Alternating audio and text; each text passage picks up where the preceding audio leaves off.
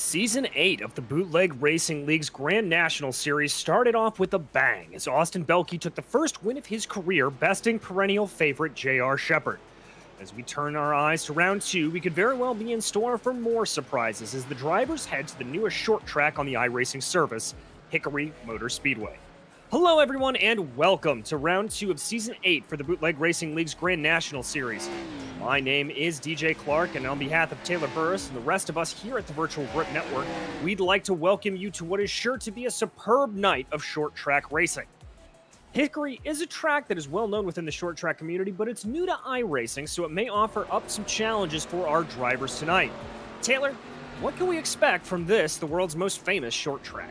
Well, of course, this track located in Hickory, North Carolina is by far a track where some of the greatest drivers have cut their teeth on this 0.3 of a mile circuit. Of course, the bankings here are a little bit different in the corners, and then, of course, you have your 8 degrees on the straightaway. But in turns 1 and 2, it's about 14 degrees, while in 3 and 4, it's a little bit lower at 12 degrees. So it provides a unique challenge of different banking angles in order for these drivers to negotiate, and you are flat out trying to just make sure you hit your marks at all times. It's going to be a good one to see for sure, but before we get to that action, we'd like to thank tonight's sponsor, Gargamel's Kitchen. Gargamel's Kitchen is a food-grade nitrous oxide provider located in Denver, Colorado, and a proud sponsor of the Bootleg Racing League. Visit their office at 2045 South Valencia Street or give them a call at 720-707-6178. Well, as I mentioned, we are 1 race down in the series, and that means that there's not a whole lot going on championship-wise. Austin Belke does currently hold the lead over R Shepard. Both drivers are here tonight, so we'll have to see how that championship will shake down for the rest of the season. But Taylor, for those who are unfamiliar with the Grand National Series, why don't you give us a rundown of what tonight's race is going to look like? First, we are going to be running 100 laps or 60 minutes, whichever comes first for tonight's event. Of course, the time set is going to be a little around sunset, so we're going to see the track progressively get darker and cooler temperatures, which means better grip later on for the racing. Now, we don't do qualifying here for the Bootleg Racing League Grand National Series. Instead, we take the top 8 as from however you finished, and then take that top 8, invert it. So if you finish 8th, you start on the pole for the next race, and then from 9th on back, they then be continuing to drop as you finish from the last race. Cautions are on, controlled by the iRacing AI, who will be able to make sure that happens. And of course, we're going to do it the same thing. Double file restarts, lap cars are towards the back of the field. Leader has control of the restarts. Just like what we see in the world of NASCAR, lucky dogs are going to be on. No tire changes. That's the only difference. You're going to be using 1 set of tires for 100 laps. And if they do have a problem, they can utilize a fast repair to get a brand new car and to get back out on the racetrack. And of course, it's going to be random weather. It's going to be cool. It's going to get a little cooler as the night progresses throughout tonight's race. And of course, we're starting the track state of this at 0%. So it's a fresh, brand new track. It's going to be exciting as we see tonight's race progress. Well, I know for sure I am looking forward to seeing what this new place is going to be. And yeah, Taylor, one of the things that I think is always crucial here in the Grand National Series, one of the masters of it, is tire wear. That's R Shepard, the 98 on your screen, multiple-time champion here in the Grand National Series. Always seems to be a master at making all 4 of those tires last until the end of the race. R Shepard has been a long-standing competitor in the BRL, definitely has what it takes to do that, but we have seen other drivers starting to make progress throughout the BRL. I mean, we saw Austin Belke win at the season opener here for this new season.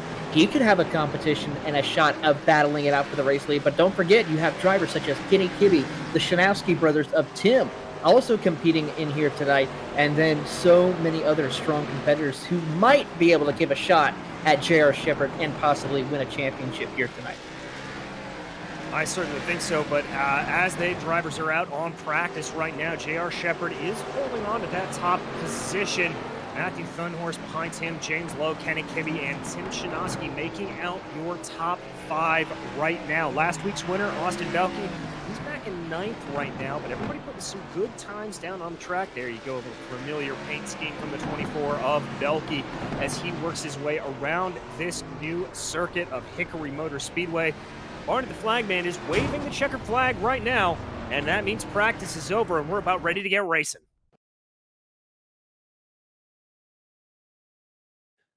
Waiting for everything to tick over here, and tick over it does. So we'll run you through the starting order here tonight. Lining up in pole, as we said, this is a invert of what we are used to seeing here. That's going to be Justin Morton lining up on pole, followed by Kenny Keebe with Jason Menda and James Lowe behind them. Bruce Pearson will line up in fifth, followed by Steven Spees with Austin Belkey and Ryan Seneker making out your top 8. Taylor? As we move on down to the 9th position is Joe Seliga, followed by Tim Shinowski, rounding out your top 10. 11th is Todd Liston, followed by Matthew Thunhorse, who will be starting in the 12th position.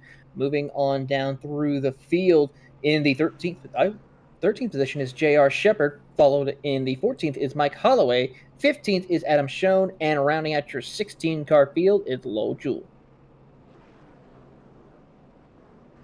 Indeed it is. So there we go, getting ready to line up out here. I think we may have had a little bit of a schmozzle going on with that qualifying order. We apologize for that, but we'll get going underway here. There you see the 99. That's James Lowe leading them off. Shinowski behind him.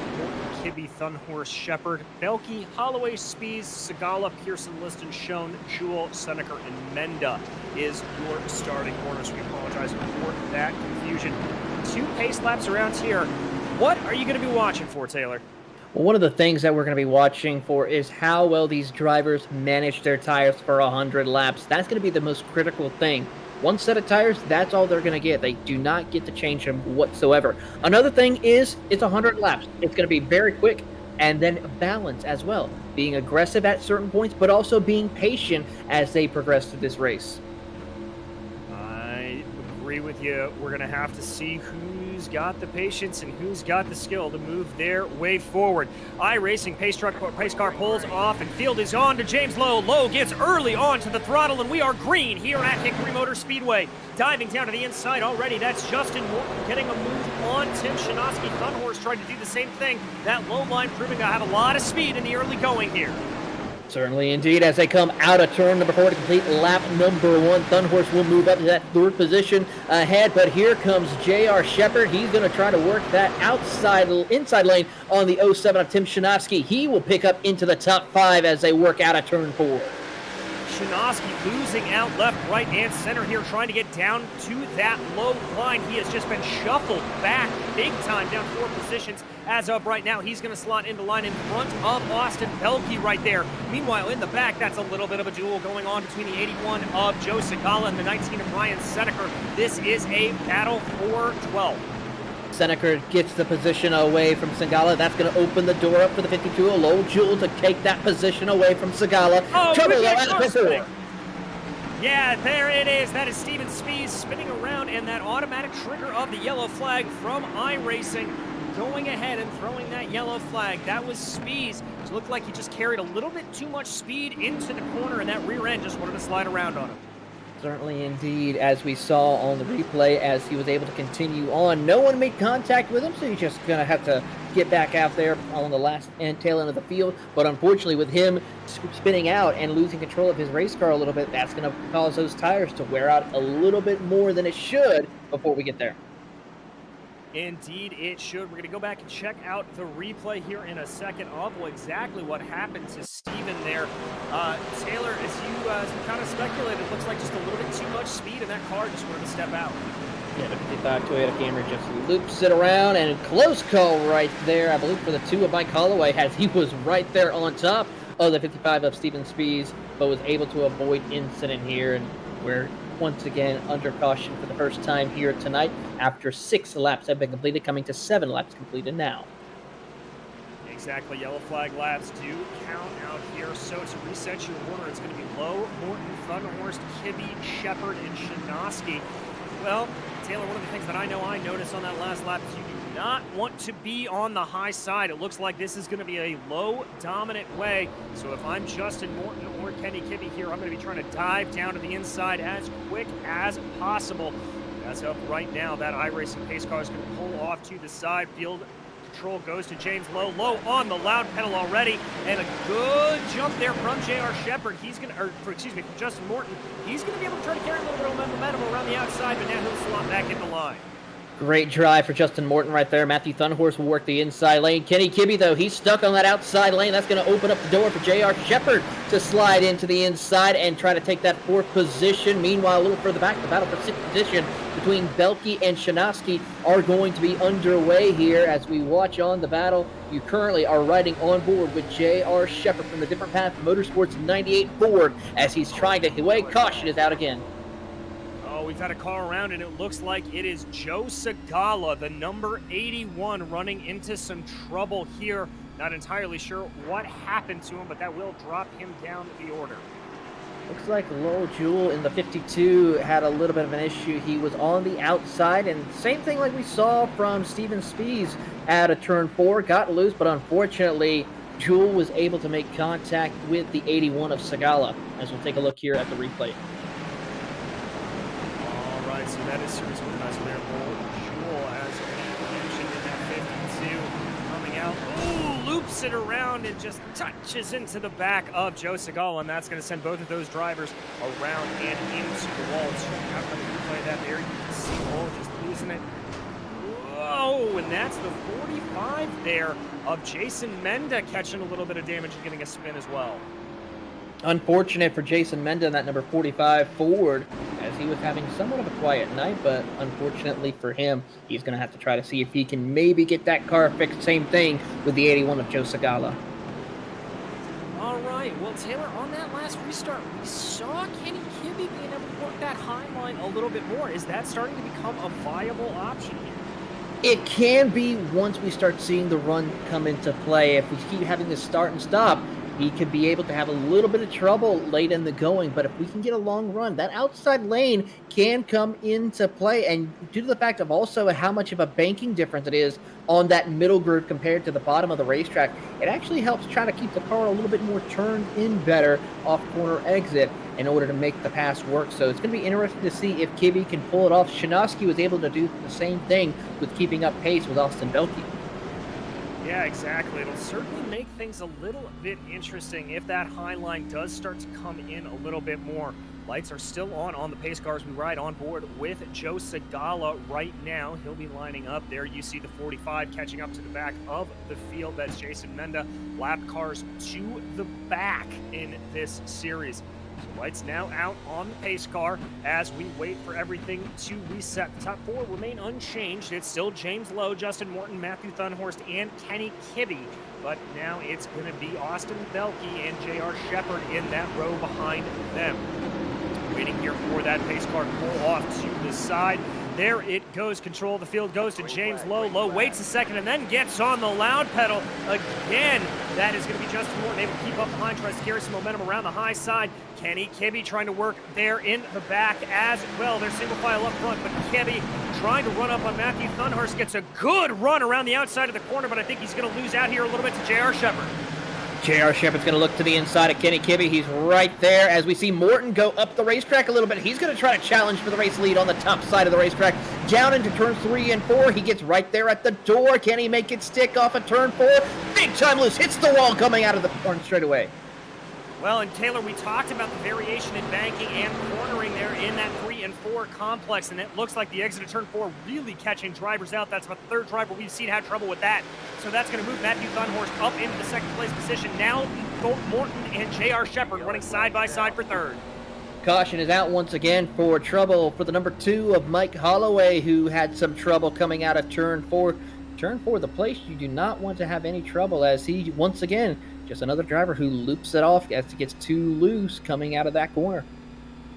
It's a recurring theme, and I'm not liking to say it again and again, but yeah, turn 4, catching another victim out here, this time Mike Holloway in the back. Pull up a replay for you here in a second. See if we can figure out exactly what happened to him, but this will change up our running order up front. We talked about Justin Morton having a little bit of a bobble there and seeing him drop down the order. Here is the replay, Taylor. He'll dive it down to the inside of turns 3 and 4. Right there, he hit the bump, loops it around, and then makes contact to the inside pit wall And unfortunately, that got a little damage to the nose, but not too much where he can continue progressing through tonight's race. But as we're just about approaching the quarter distance of tonight's race, we've already had 3 cautions so far. We have indeed, and there you see the 45 of Jason Menda taking advantage of that lucky dog rule. So now all drivers back on the lead lap. Mike Holloway will line up 15th with Menda behind him in 16th. Watching here Kenny Kibbe, who's had a pretty quiet race up to this point, not really doing a whole lot. He's one of the few drivers that's really been able to hold on the best he can. He's currently running 5th. Kenny's starting off in 4th place. A decent night, a quiet night for Kenny Kibbe, but how about R Shepard now moving up into the top 3 after able to find his way around both Kibbe and Morton. So he is now going to line up behind your race leader, James Lowe, as we currently have all cars on the lead lap after Holloway is the first car to come down pit road. Jason Menda, also another driver who's decided to come down pit road, as we should be getting the one to go next time by. And both of those drivers here will be getting those spare cars following some of the damage that they've suffered. So don't know how that strategy will play out. I'd be a little bit worried about getting into an incident later on where they get some very serious damage on the car, but these guys are going to opt to take that spare car now and see what it can do as we go back double file here again, ready to go racing. I think all drivers are going to be a little bit careful, seeing just how much action has been coming out of turn 4. James Lowe here controlling the field. R Shepard directly behind him. And Matthew Dunmore lining up in 2nd. Pace car pulls off to the side field. Again, goes back to control of James Lowe. There he is on the loud pedal. And it looks like R Shepard has been able to do what other drivers could not, able to keep it up behind. But there's Dunhorse starting to challenge for the lead on the outside of turn 2. Side-by-side battle for the race lead as they enter into turns 3 and 4. Dunhorse on the outside, Lowe on the inside. They're almost going to make contact out of 4. New race leader Matthew Dunhorse leads that lap as they go back into turn 1 and 2. And he has gotten a full car length ahead here now as they dive into 3. That is Matthew Dunhorse in full control of the race right now. The first driver outside of James Lowe to win. We've got a battle side by side though for 4th in the back. That's Kenny Kibbe and Justin Morton duking it out.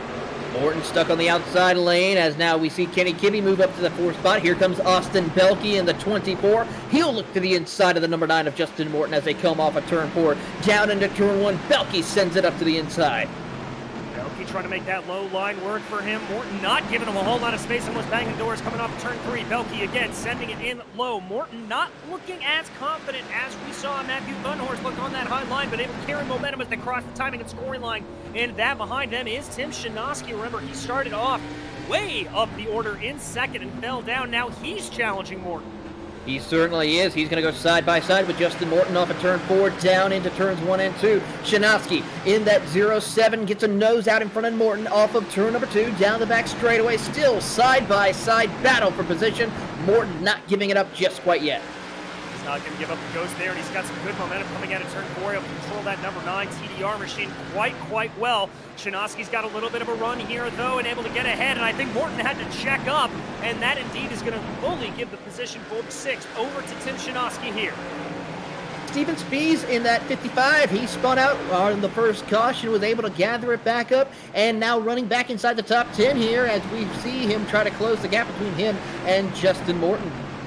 Indeed, we've got a little bit of a battle shaping up farther in the back. That is Todd Liston and Bruce Pearson going at it with the number 2 of Mike Holloway. Remember, Holloway, one of the drivers to go get that free repair on that last lap. Holloway now able to move up to the inside of Bruce Pearson. And now Liston and Holloway running in single file.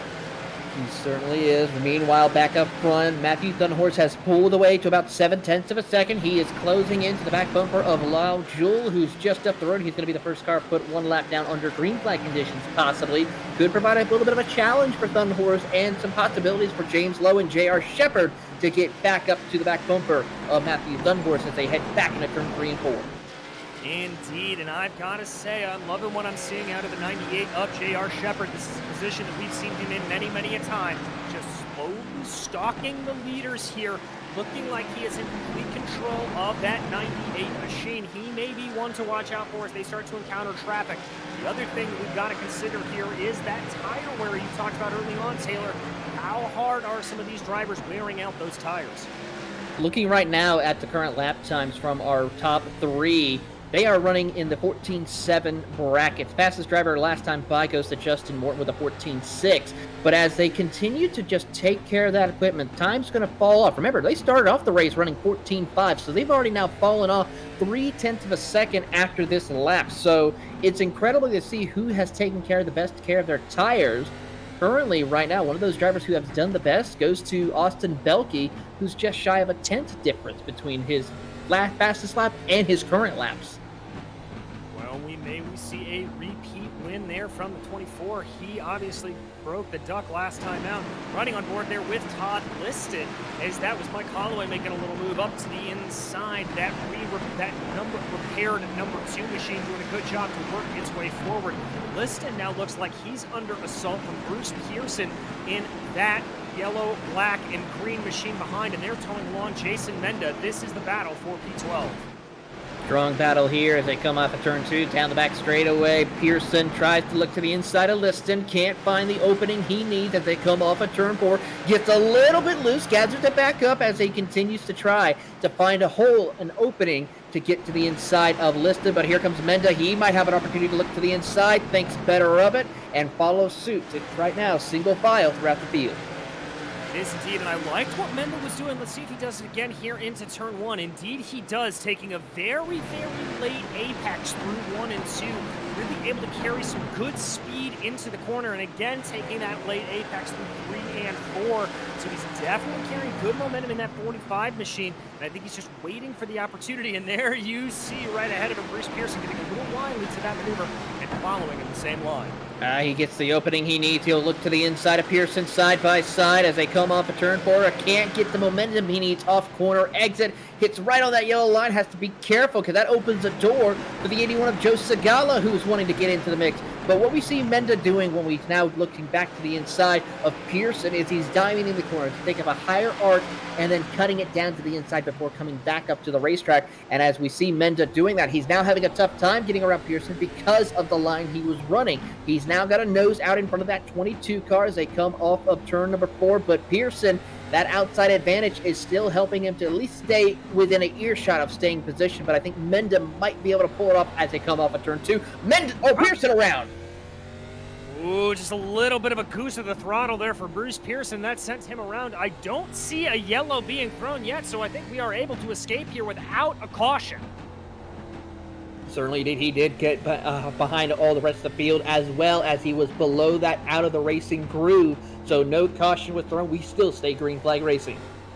We stay green flag racing, which is like green flag racing, and we are halfway here at Hickory Motor Speedway. We'll give you a quick recap on what is going on here, because especially at the front, it's getting very, very interesting. Matthew Thunhorse leads from James Lowe, R Shepard, and Kenny Kitty, with last week's winner, Austin Belkey, riding around in 5th. James Lowe led the majority of the start of this race, and Matthew Thunhorse was able to get past him, but now Lowe has been able to close back up on that gap. Now that is Bruce Pearson, the lap car that had a spin a few moments ago. He is now officially the first car a lap down as we continue on here at Hickory Motor Speedway. Certainly, indeed, as we look throughout the field right now, a lot of great driving has been happening here all night long. Probably one of our biggest movers of the night has to go to Matthew Thunhorse, who started 5th. He's gained 4 positions since the drop of the green flag, but also a couple of other drivers who have been making steady progress up through the field here tonight. How about Adam Schoen in the 65 car? Started 13th. He's now inside the top 10. And then, of course, a couple of other drivers have made progress since the start. And except Kenny Kibbe, he's made consistently in the 4th position all night long. I just can't seem to shake that 14 car out of number 4. There is shown on your screen, though. And there is Austin Belkey. That is last week's winner, but he has got a rearview mirror full of the number 9 of Justin Morton. Morton down 3 positions from his starting spot. Remember, these cars do not qualify. Their starting order is based off of last week's round and an inversion of the top 8. So Morton really trying to hassle Belkey here, but not looking like he's able to get anything doing quite yet. If we were to end the race right now, Steven Spies would be your pole sitter for the next round. And, of course, that's a great opportunity for drivers, DJ, later on in the run, depending on how their car is handling, to try, instead of going for a top 5 or going for the win if their car's not capable, battle for that 8th position and go and get ready for the next race, because that's going to be critical to where you start on the pole, have that clean air, have that jump start advantage on the start of the race as we're under caution. Yes, we are, and you saw it there on your screen. That was Todd Liston falling victim to that treacherous turn 4 once again. Just trying to get down to the inside of some drivers there and looping it around does the 87. So that is going to bring out the next caution here. Here you can see it. That's him battling with 19 off Ryan Seneca. That's Menda lurking there in the background. Again, on that low line, hits a little bit of that bump and just, Taylor, that lazy spin like that in any car is always so frustrating. It certainly is, because you feel like you can be able to control it to not hit any contact, but unfortunately for Todd Liston, he made some severe contact in the nose of that number 87, as he's going to probably have to come down pit road to try and get it repaired, as we are now 40 laps away from the checkered flag. Yes, we are. So this is where we start to find out which drivers have been able to hold on to their tires the best. Top 4 running order staying relatively the same here, with Thunhorse, Lowe, Shepard, Kibbe, and Belke making up your top 5. At this point, 40 laps to go, I got to ask you, Taylor, who is your horse that you're going to be thinking can get to the end? I cannot disagree but to go with none other than R Shepard. I mean, the driver of the 98 has always been the most dominant driver of the Bootleg Racing League. You never can count him out, no matter what he's going to fight. He's going to be patient, but he's going to be aggressive when it's time to be aggressive.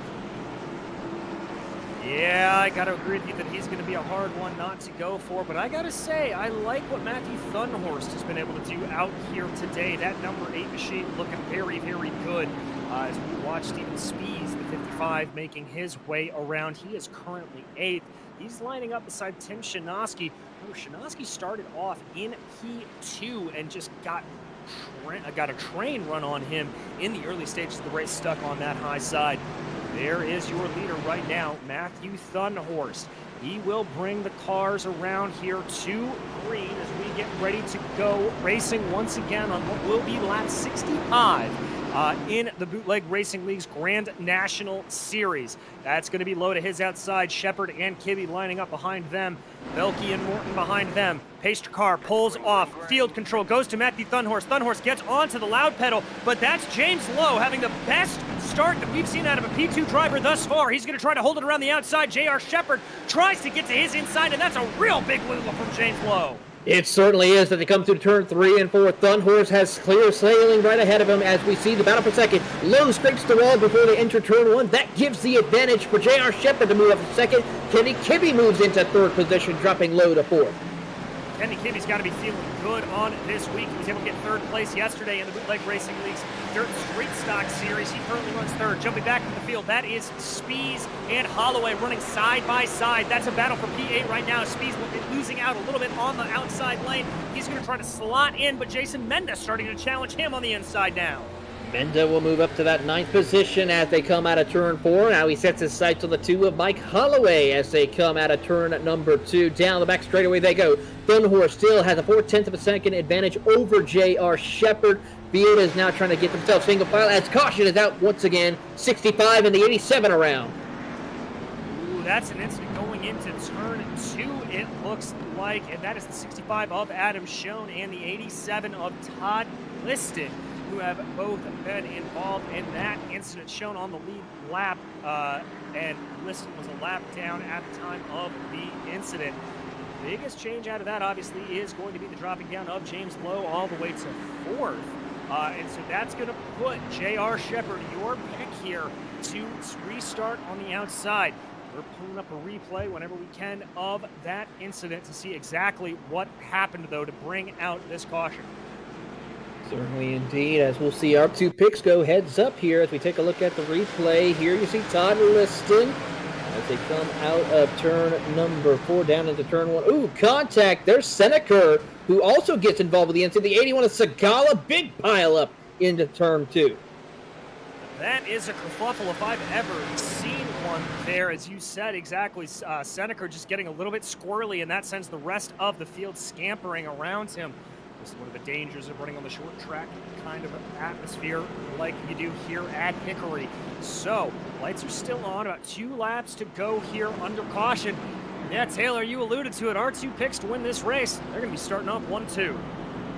They certainly are as the field goes single file here. Lil Jewel is now on pit road, try to see if he can get his car damage repaired. As we have 12 cars out on the track on the lead lap. Adam Schoen is the first car 1 lap down. Then you have Sagala, Jewel, and Liston also laps down. Yes, you do, and it looks like we're going to have 1 more lap of caution here as I see the 52 there of Lil Jewel able to make his way back out onto the track. He will be only 1 lap down, but we'll have a fresh car underneath him, so that'll be a relief there to Lowell. All right, we saw a little bit of good scrapping there going on, and we saw obviously that high line being able to run. James Lowe having a little bit of a mistake there. Is that an issue of tire wear, you think, Taylor? It could be a possibility of that being the problem for him, as you have to be so careful of the importance of those tire wears, because it's now going to get even more difficult for your race leaders as well as the rest of the field of how they're going to be able to manage it. Indeed it is. We'll find out how well they were able to manage it as we hit the 3/4 mark when they cross the line here. Matthew Thunhorst in control of the field. R Shepard to his outside.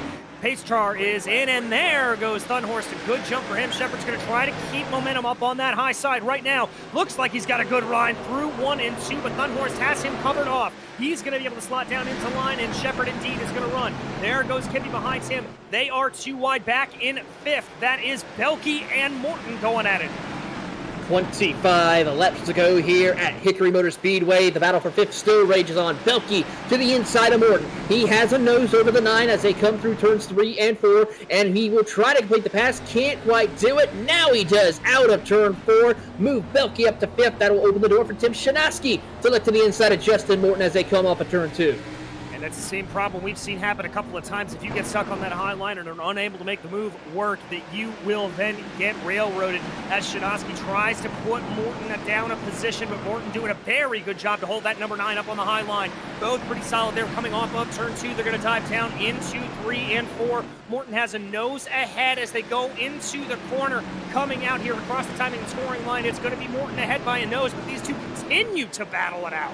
That's going to bring in the 45 of Jason Menda into the picture. He's going to try to look to the inside. Ooh, a little bit of a slip up right there for Menda. That opens the door for Mike Holloway to try to close the gap as he goes to the inside of Stephen Spees to complete the pass, but 3 cars battling it out for that 6th position.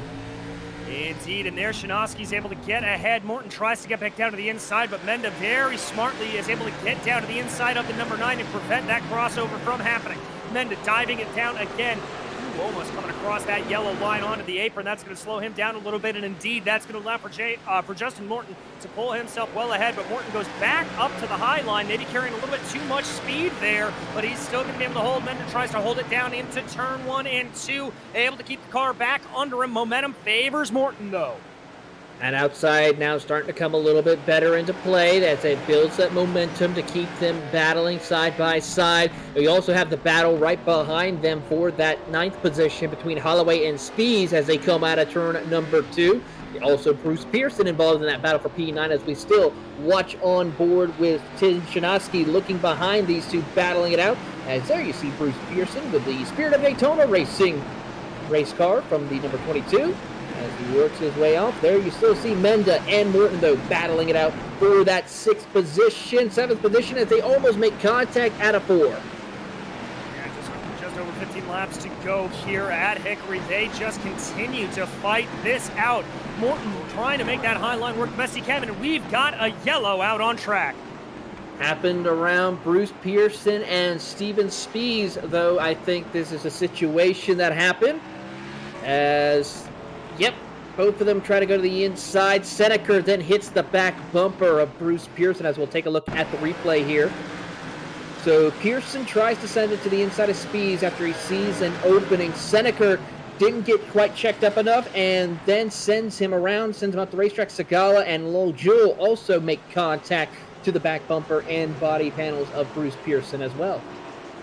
Those, unfortunately, are those same drivers that we saw in that incident a little bit earlier when Ryan Seneca got loose through 1 and 2. So little bit of a rough day going from bad to worse for those drivers. Up front, though, it remains unchanged, as that's the 87 of Todd Liston getting his wave around right now. Liston will end up 1 lap down when this is done. So Thunhorse continues to lead from Shepard, Kibbe, Lowe, and Belke, making up your top 5.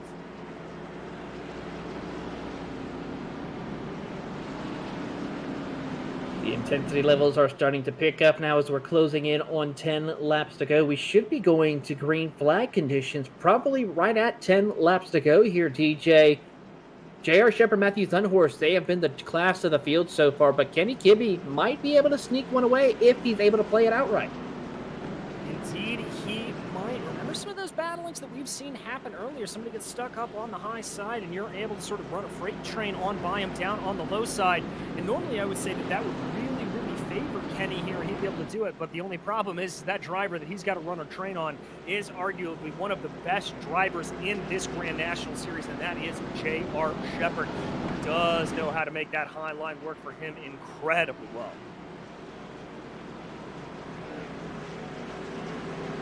Certainly, indeed. He's going to try to see if he can make that outside lane work as we're about to go back. Green flag racing here today at Hickory. Pace car will be leading them down the back straightaway as Barney the flagman will once again get ready. His brother Barry is getting ready to pull off onto pit road. Indeed, he is. Eyes on the pace car here as it pulls off. Now eyes Matthew Thunhorse, and Thunhorse onto the loud pedal. R Shepard. Whoa, Kenny Kibbe gets a lot of wheel spin. That's going to cost him a lot of positions. That's James Lowe already on by him. Shinosky trying to work on the outside of him. Up front there, single file, but the battle rages there in the back. Kibbe able to hold on for P4, but Belke and Shinosky side by side with Morton and Menda. Side by side behind them, they're racing like Noah's Ark here. They certainly. R Shepard, though, clipped the wall going down the front straightaway. He has to gather it back up to catch up to Matthew Thunhorse. They dive it back down into turns 3 and 4. Thunhorse leads over Shepard. Lowe trying to see if he can catch up and make this these two battling for the race lead a triple threat as we now see a possible quartet as we now watch Kenny Kibbe close the gap. Yeah, Kibbe able to recover very well from that little mistake we saw him make off at the start. I'm not sure if that was wheel spin or if he maybe got the car down onto the apron. You see pretty much the entire field here running single file, trying to figure out the best way to get on by here as we cross over lap 94 here. Only 6 to go as they cross the line. That's the 87 of Liston diving down to the inside on Bruce Pearson. He's going to be able to get that move done. Pearson barely able to gather it up off the wall. He certainly was able to as they worked their way down the back straightaway, heading into turn 3 and 4 right now. There you see Todd Liston, the Indiana native, working his way to see if he can find a chance to get a couple of positions, but he's only the first car 1 lap down. He's going to need help from a caution. Meanwhile, back up front, Matthew Thunhorse trying to pull away from R Shepard and James Lowe out of turn 4. It is going to be 4 laps to go. Indeed it is. He's got that gap up to about a car length as they go down into turn 1. Austin Belke there, your previous race winner, sitting back in 5th, trying to chase down Kenny Kibbe, but not quite able to. In the lead of the race, though, Thunhorse continues to hold out Shepard. Shepard surprisingly looking a little bit loose coming out of turn 4. They cross the line here. 3 to go, Taylor. 3 laps to go as they come down the back straightaway, heading into turns 3 and 4. James Lowe trying to close that gap. He may have a shot to get that second position away. Here we go. 2 to go. 2 to go here, and I have to say words that I thought I'd never say, and that is R Shepard's car looks to be a real handful here. A lot of squirreliness coming off of the line. There you look back into the field. That is Menda and Holloway starting to duke it out. But it is white flag for your leader, Matthew Thunhorse, as he crosses over the timing and scoring line. There you see Holloway trying to dive down to the inside of Menda the best he can, but up front, it looks like it is going to be a straightforward shot for Matthew Thunhorse. Comes out of 3 and 4 for the final time, and Matthew Thunhorse is going to win here at Hickory Motor Speedway. R Shepard able to take home second, followed by James Lowe to round out your podium. Trouble in the pack between Jason Menda and a couple of other cars, but what an intense battle here at Hickory Motor Speedway, where some of the best short track racing action happens in the real and virtual world, as we see Matthew Thunhorse go and celebrate winning at this historic racetrack. Indeed, and a well-deserved victory there for Thunhorse, holding off the likes of Shepard, Lowe, and Kibbe at different stages throughout the race. Absolutely incredible drive there from Thunhorse.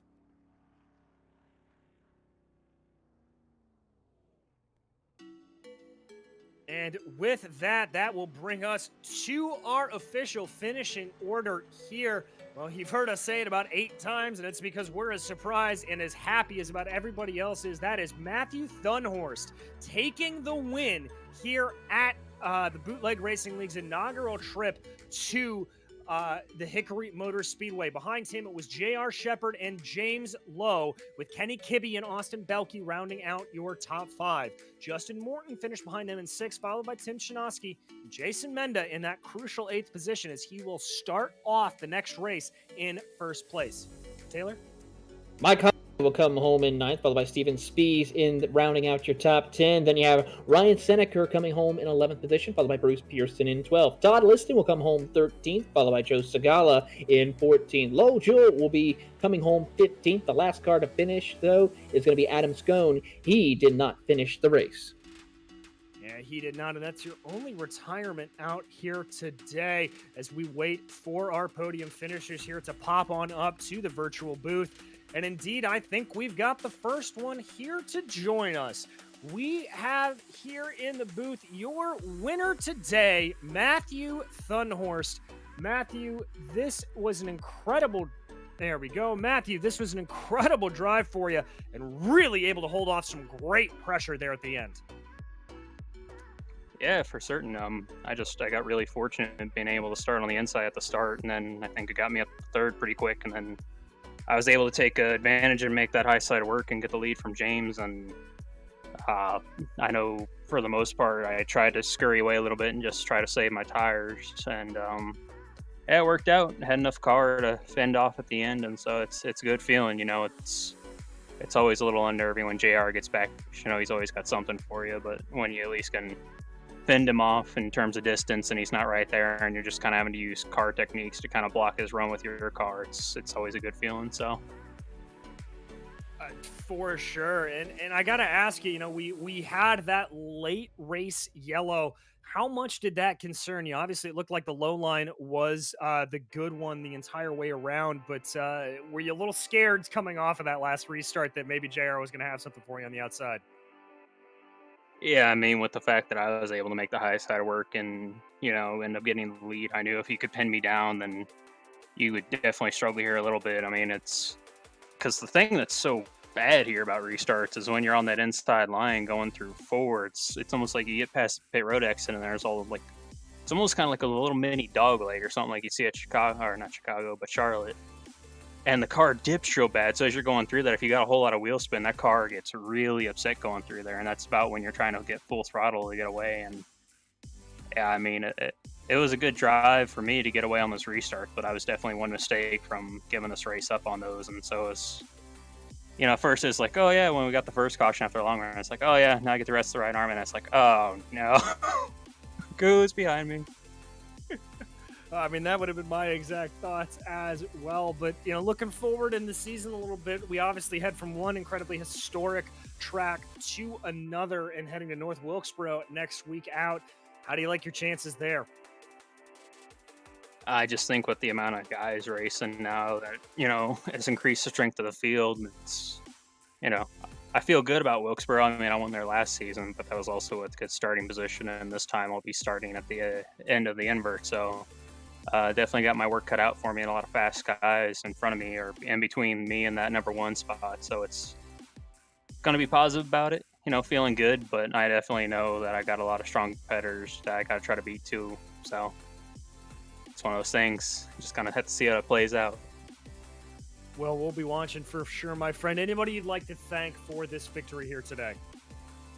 Yeah, DJ, I'd just like to thank you at Virtual Grip Network for broadcasting this, Lowell and BRL, you know, for even putting this on. I enjoyed the Saturday nights. Gargamel's for sponsoring us as usual, and it's always fun getting to hang out and talk with Austin and Justin. So thanks to them as well, and thanks to everybody who watched tonight. Well, thank you, Matthew. That was your winner here today, Matthew Thunhorst. And now, Taylor, I believe you have caught up with our second place finisher, R Shepard. Here with R Shepard coming home in second place. JR, talk to us a little bit about the end of the run there. The car seemed to be getting a little loose off corner exit. Did you just run out of tires there towards the end? Oh no, the tires were still great. Probably the best tire wear we've had in a while. But problem was you're loose in, really tight through the center, and as you tried to apply throttle, the rear end wanted to kick out on exit. So yeah, it's really hard to set up a pass. I'm not sure how much passing went on tonight, but I wasn't able to do much unless it was a restart. Explain to our listeners and viewers here tonight the interesting opportunity to race at the virtual Hickory Motor Speedway, the challenges that drivers have to face when racing here, especially since you have no changing of tires whatsoever. It's 100 laps where you have to manage those tires. Yeah, every week, we really have to watch what we're doing and manage the tires, because as soon as you slip them or get them a little bit hot, they definitely get angry, and you'll lose a couple of tenths of a second really quick, and the guys behind you are going to be there to pounce on you. So definitely have to watch everything that you're doing with the throttle, the brake, and the steering input to try to save those tires. And tonight was no different. Hickory's an extremely line-sensitive track, from what I could tell, and it's very bumpy. So if you hit it wrong, it was very easy to get the car upset. Well, before we let you go, JR, anyone you'd like to say thank you to? Yeah, just a big thanks to the Bootleg Racing League for doing this each and every week for us, giving us a place to race. Thanks to Gargamel's Kitchen for being our title sponsor. Being back for multiple seasons is really cool to have them. And thanks to my team, Different Path Motorsports. We're trying. We're just not there. Figured out how to finish second this season, so we'll keep clicking away at it. That is R Shepard coming home in second place, and DJ has caught up with our final driver. It's going to be Mr. Lowe. James, an up and down race for you there. Obviously started off on pole and were able to hold on for a while. Talk me through what it's like running around this new circuit. It's a good track. I mean, it's old, worn out, and you really gotta work the wheel and work the throttle. And I had some pretty good success tonight. And just didn't quite bring it home in the last one. Well, obviously you had that bit of a bobble mid-race that saw you drop down the order, but you were able to fight your way back up front. Talk to me about sort of the mental reset that you have to go through when you have a little moment like that. Well, that first run after that first caution, Matt got around me there, but I kind of let him go because he looked like he was really just slinging it in there, and I didn't feel like wearing the tires out that early, so I was just going to kind of ride behind him, and it was paying off. And then we got another caution, and that kind of ruined it. But on the next initial restart, I kind of sent it because you got to when you start on the outside, so I sent it, and it almost worked, but it not quite. And, fell back to like fourth or whatever it was. And, I got lucky on the last restart there. Kenny bobbled coming to the green and managed to get around him, but all in all, good race. Good race indeed, I'd say, for you. And I got to ask you, this is a pretty solid result here coming home on the podium. As we go forward in Season 8 here, are you looking race to race, or you have your eyes set a little bit more on maybe a larger trophy at season's end? No, my only goal is to come out here and, have fun. It was a long span of time there where, I was taking it way too serious and getting mad and all that crazy stuff. So now I'm just concentrating on coming out here and having fun and, see where we can finish. And at the end of the year, if we're at the top, we're at the top. If we're not, we're not. And I'm just trying to have fun with it. That's just about the best attitude you can have here, James. Anybody you'd like to thank for this third place here tonight? Yeah, I'd like to thank my team, Balls Out Racing, and especially we just had a new teammate come on board, Jordan Weaver. So congrats to him for coming on board, and you guys for putting on the broadcast, Lowell for putting all the series together, and Gargamel's Kitchen for helping us out. Well, thank you very much, James. That was James Lowe, your second place finisher here tonight. And well, folks, that's about gonna wrap things up for us here on the Virtual Grip Network. But before we go, we'd like to once again thank our sponsor for tonight's event and for the entire season. That sponsor being Gargamel's Kitchen. Please visit their office at 2045 South Valencia Street in Denver, Colorado, or go ahead and give them a call at 720-707-6178. On behalf of Taylor Burris and the rest of the Virtual Grip Network, we'd like to thank you for joining us here at Hickory Motor Speedway. The next race for the Grand National Series, well, you heard me mention it. It's going to be at North Wilkesboro. And that is the Grand National Series Moonshine Challenge race number 7. And that's going to be next Saturday, October 16th at 8:55 p.m. Eastern Time. You are not going to want to miss that. North Wilkesboro is a track that is always producing some great action. Up next on the channel, though, that's going to be the Dirt Street Stock Series, and that'll be at Knoxville this Friday, October 15th at 7:55 p.m. Eastern. So we will see you on the track at North Wilkesboro. There I go. And this has been a production of Skinner Creek Motorsports Group, as well as the Virtual Grip Network. My name is DJ Clark, and until we see you next time on the track, thanks for watching.